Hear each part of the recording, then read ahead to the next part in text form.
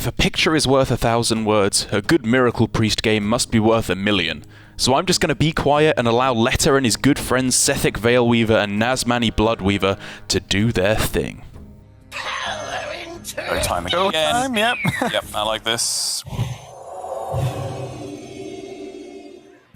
He has so many 0 and 1 or 1 and 2 cost targeted spells in his hand that I think this makes a good jumping off point. Yep. He's gone. Game over. Enjoy, folks. Settle in. Stop the clock. This one's Stop the done. clock. Yep. Time. Tell you what, let me just get timestamp this. This is going on the curve. This is the whole curve, this whole turn. That's all I'm going to have. You know what? It'll work. Tons of respect to Casey for allowing his opponent to play video games this turn as well, because this is like, being able to do this is why you play this deck, right? And it is genuinely quite annoying where as soon as you get to do this, your opponent just concedes. So yeah, Casey allowing his opponent to do the thing this turn. But the game is over, I promise. And Casey pulls out the quadruple Alexstrasza play. Or even just a rally for an absolute worst case scenario. There's rally, Gift of Luminance in hand. And draw your attention, Raven, to the fact that this Soul Mirror over here costs 0 right now. Only if I can draw your attention to whatever the heck all this is, right? Ah, yes. Yeah, because it is pure madness, Subtle.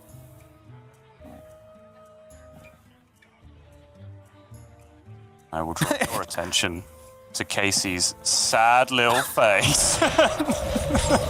Oh, we should not be allowed these tools. See if you can connect the dots between Surrender shadow-stepping Mancrick on turn 4 and hitting perfect lethal on turn 10, because I clearly didn't. While I do feel bad for Mancrick having to go through the grieving process twice in quick succession, I can't help but be in awe of this incredible lethal setup from Surrender, with his superior Golem drawing both copies of Ulgra for the win. I would prefer it to go along with the Prize Plunder, but we could also just see Mancrick on his own without a field contact.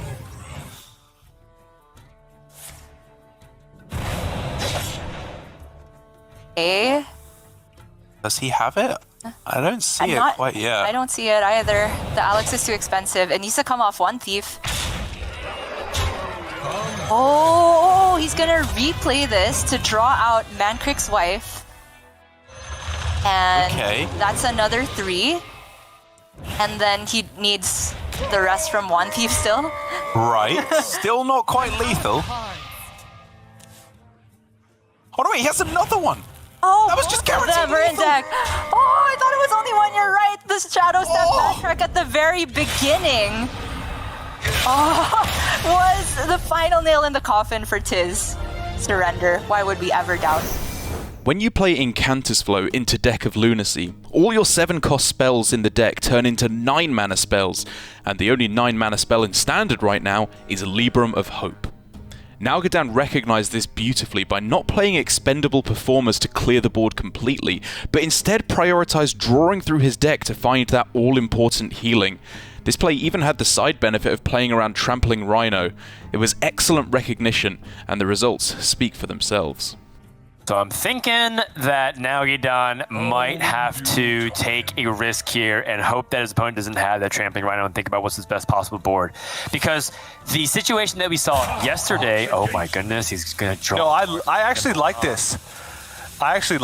He doesn't hit it, but so he can still take a good amount of power off board, right? He leaves 4 power on board no matter which way he does this, right? Whether it's combustion or initiation. He doesn't leave himself open to Trampling Rhino. Libram of Hope. This has been expertly navigated by NaughtyDon. Libram of Hope, but he's at least doing his due diligence to think about what he could be doing. Especially 8, with 9, a rigged 10, fair game. 11, 12, 13, plus the scrap shot. NaughtyDon gets game number 1 win. With Blitzchung being at 8 health and Alexstrasza the Lifebinder somewhere in Alan's deck, it may seem ludicrous to not hero power with his remaining 2 mana. But by remembering that a buffed minion from Stage Dive is still sitting in Alan's hand, he plays Power of the Wild to perfectly maneuver around a 3-attack Blademaster Samuro and hit exact lethal next turn.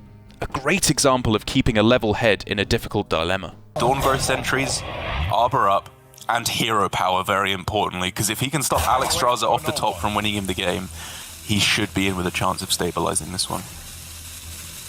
Although, will he think about Samuro as a possibility? Having health on your taunts is also a thing to consider. Blitzchung is choosing to play around that instead. But that means that Alan now has the out of Alex Straza, the Lifebinder. Blitzchung chose to play around Samuro a little bit by going for this line. So it's not 100% wrong. Oh, I wouldn't say it's wrong at all. Yeah. No, I mean, very possibly I was just tunnel visioning because a rush card was drawn and it wasn't played, which means it's very likely to be Samuro. He played around it and it was that play that won him the game. He was vulnerable to something, and so he played around the card that was more likely to be in hand. And there it is. Alan made it a lot closer than I thought it had any right to be, but Blitzchung, in one of the quickest series of Hearthstone I've ever seen, just steamrolls his opponent with a 2-0 victory. Token Druids going to the semi-finals.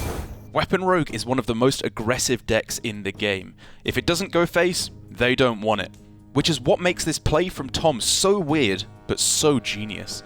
By recognizing that 24 damage is an extremely common damage breakpoint for OTK Demon Hunter, and that with Lone Champion and Hero Power, that makes exactly 27, Tom makes a mind-blowing read to Wicked Stab a minion without taunt when he's almost at full health. Lo and behold, Shaxi draws the Ethereal Org Merchant next turn that would have given him exact lethal, but for Tom's beautiful play. Just to deal the 4 immediately. Yeah, I think it would have to be Stab if he's doing something like that, because Tom doesn't run breakpoints of 1 damage. It's Prize Plunderer, which is the minimum, and you would rather have it deal more than 1 in that instance. So Tom is going to send a little bit of damage into the Lone Champion. It is putting in major work here. This is the first Lone Champion that's really felt relevant for Shaxi all series.